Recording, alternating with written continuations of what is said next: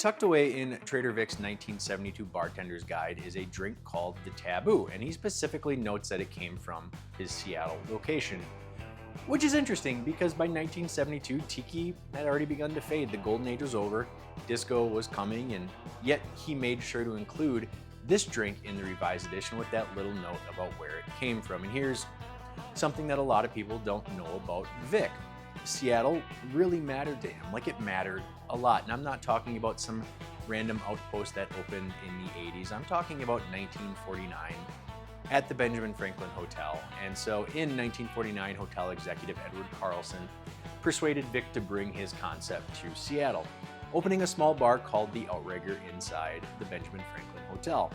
And so what began as a modest lounge gradually grew, expanding into a full restaurant, and by the mid-1950s or 1960, depending on who you talk to, adopted the now famous Trader Vic's name.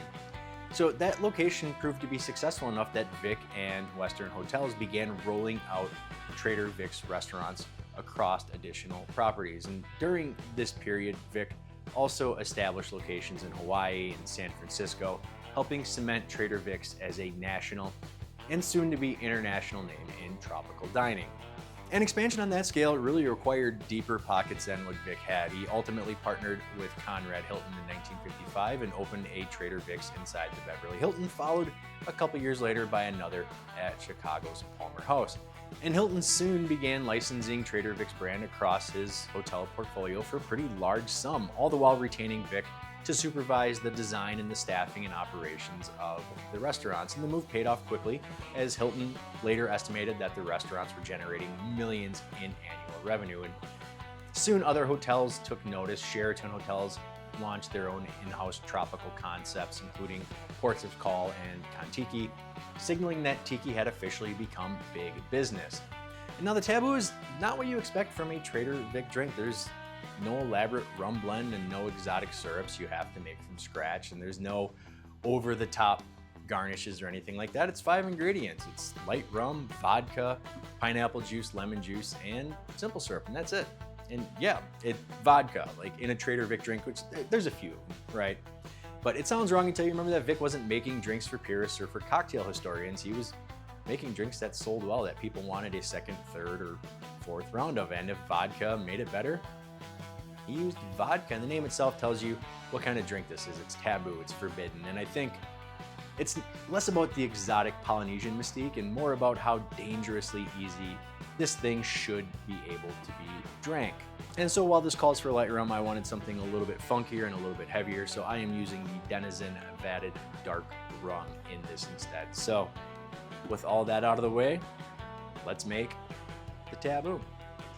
We'll start with 1/4 of an ounce of simple syrup, 1/2 of an ounce of lemon juice, 1.5 ounces of pineapple juice, 1 ounce of vodka, and 1 ounce of light rum. I am using a dark rum. We will then flash blend this drink with ice, and then pour strained over fresh ice. And for the garnish, I'm using mint, a lemon wheel, and an umbrella. And with that, the Taboo comes together. And so right up front, I'll say this, I'm glad I went with a rum that had a little bit more gravitas, a little bit more weight, a little bit more flavor, a little bit more funk.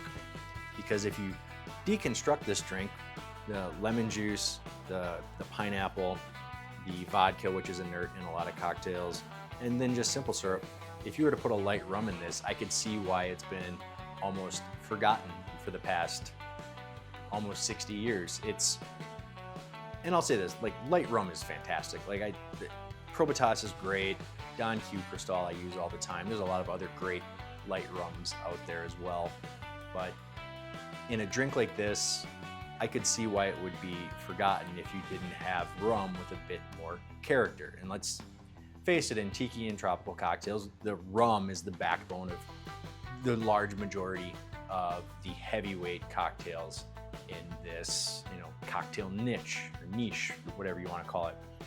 And so using the Denizen Vatted Dark Rum was a great choice, in my humble opinion. But there's a million other rums that you could throw in here that would be great. You throw an agricole in here, something that's a bit more grassy, that would probably be great as well. But overall, it's a fine cocktail. It's very crushable, I'll say that. even with a 100 proof rum in there, like this could go down like water. And if it's a hot day, like if it's the middle of summer, perfect drink for that. But so yeah, this drink can be found on page 184 of Trader Vic's revised edition of his Bartender's Guide. There's actually a second Taboo cocktail in there. There's the Taboo and then the Taboo cocktail. So I don't know, maybe I'll make the Taboo cocktail someday. I don't know. But thank you to Denizen for sending me this bottle of rum quite a while ago. It's fantastic. I've been kind of nursing it a little bit. As you can tell, I'm about half done with it. It's a great rum, and I just want to savor it. It's so good. So I'll have this link below. Go out and find yourself a bottle if you can. You won't regret it. So that all being said, thank you so much for watching, everybody. Kole Maluna. Cheers. And enjoy.